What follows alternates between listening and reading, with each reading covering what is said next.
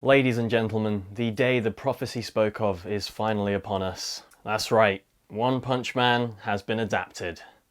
Anime is saved.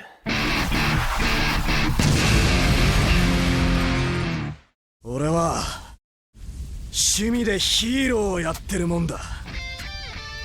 俺は負けない。師匠は俺が守る。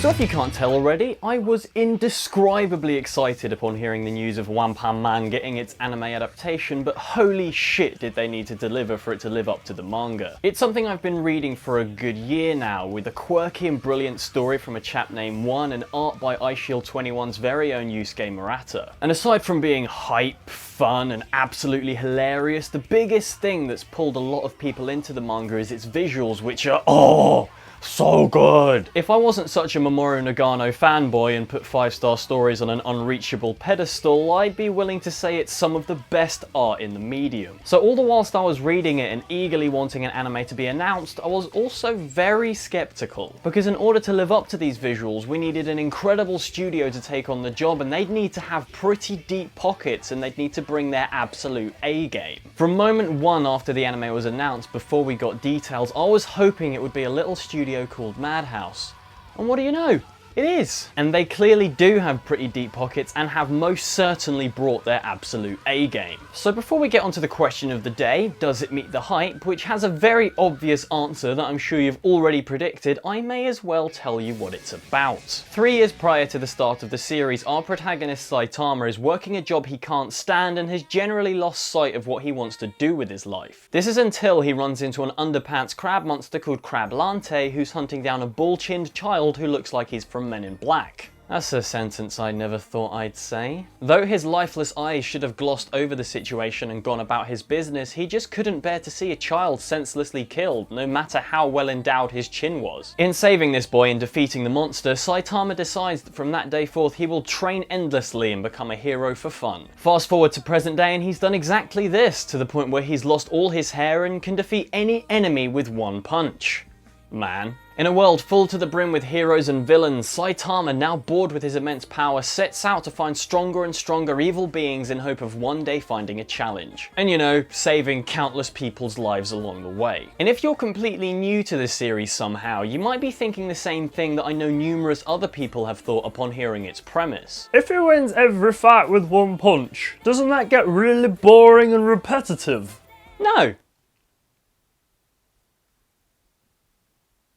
What One Punch Man does that really sets it apart from other shonen action series is that it's incredibly self-aware. It knows just how stupid it is and works with that to amazing results. And if I'm honest, I'd say the action in this show, as incredible as it is, isn't even the biggest draw to it. It's incredibly funny in all the right ways, and the timing of its comedy is just spot on. So instead of a fight ending with one punch coming across as dull and anticlimactic, it's over the top enough in its build-up to be both awesome and hilarious. Most of the villains don't come across as pointless fodder. They show immense feats of power, it's just that Saitama is that much more immense by comparison. And Saitama himself is such a brilliant protagonist, for he is the encapsulation of everything this show stands for. It's a rare case to see a character who's both hilariously dumb and stupid, but also unbelievably badass, and they balance these two aspects of his character flawlessly, even directly showing it in the art style. For someone with such a righteous and heroic mentality to save people, the fact that he's a hero for fun instead of recognition and glory is what makes him so compelling. He doesn't have a grand goal of saving the world, he just does what's right, and due to his strength mainly just wants to find opponents that he can't defeat in one punch. So his chill, nonchalant boredom that stems from him being too OP and in dire need of a nerf stands at the root of why this thing's tone is so perfect. But when you do see him engage in a battle that does test his strength, the amounts of passion he has for what he does is mesmerizing. And this strength of his is what draws in the only other important character introduced thus far, star, his cyborg sidekick of sorts, Genos. So whereas Saitama is funny looking and foolish with badass moments, Genos is just cool as fuck from the moment he's introduced. With an appearance that truly does look awesome and a completely calm, composed and rightfully robotic personality, he serves as the perfect contrast to Saitama. He's the far more traditional hero, with motivations backed by the fact that his family was killed by a cyborg years before, leading him to getting his body mechanically modified in pursuit of strength. So he chooses to become Saitama's disciple, wanting to learn from him to gain the strength he needs to avenge his family. And they still manage to generate immense comedy from throwing this guy into the mix, because the dynamic of their opposite portrayals is so bloody entertaining. But now to discuss the reason why I needed Madhouse or a studio of equal quality to be working on this thing. For as good as the story, comedy and characters are, without completely nailing the action from a visual standpoint, this thing could never live up to its source material. And holy shit did they deliver. It took all of about 30 seconds of the first episode for this thing to blow me away and show me just how much they meant business. It looks absolutely amazing, with incredible dynamic movement and detail combined with a lot of aggressive shifts in the art style and warped perspectives in motion to push the hype levels into orbit. This is all highlighted by just how fantastic the choreography is in these action scenes to really make use of every single tool they have available. Even on little things like where Saitama is fiddling with coins or trying to catch a mosquito on the balcony, it all looks fucking incredible. The backgrounds are fantastic as well, the character designs are varied, wonderful, and even Monster Musume levels of sexy at times, and were really brought to life in the transition of page to screen. So I think it's safe to say that every frame of One Punch Man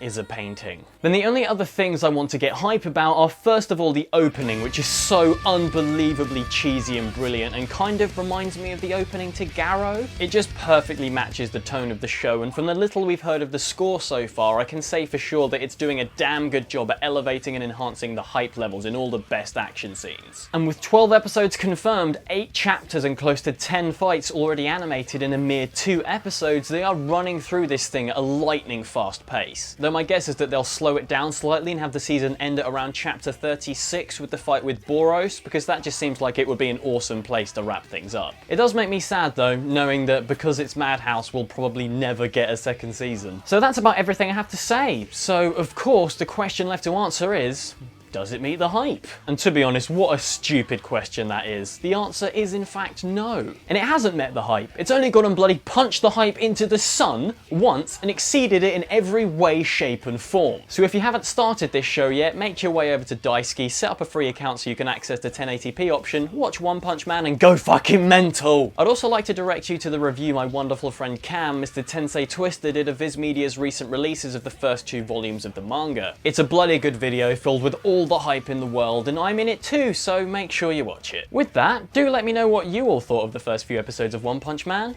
and I may or may not see you next week.